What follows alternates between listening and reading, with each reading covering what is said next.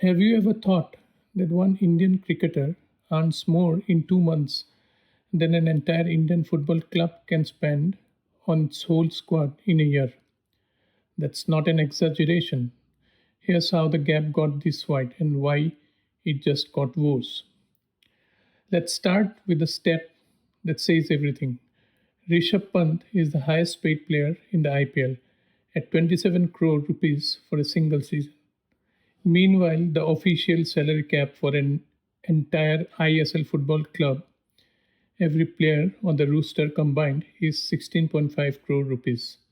One cricketer costs more than 11 footballers, plus the substitutes, plus the reserves.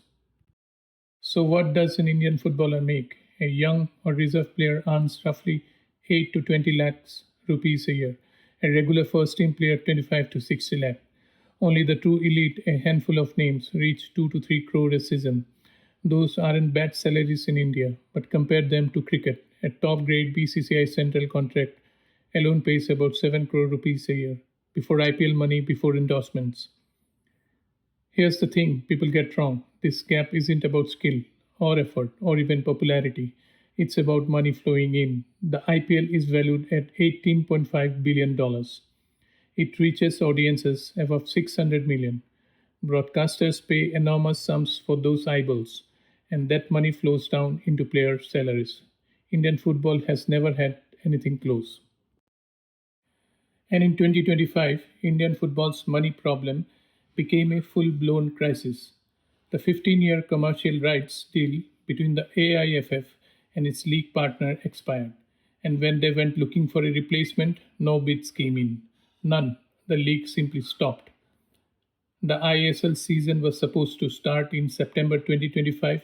It didn't kick off until February 14th, 2026, and only after India's sports minister personally intervened to get the clubs to agree when it finally began. The league still had no broadcaster and no commercial partner. Guess who absorbed the damage?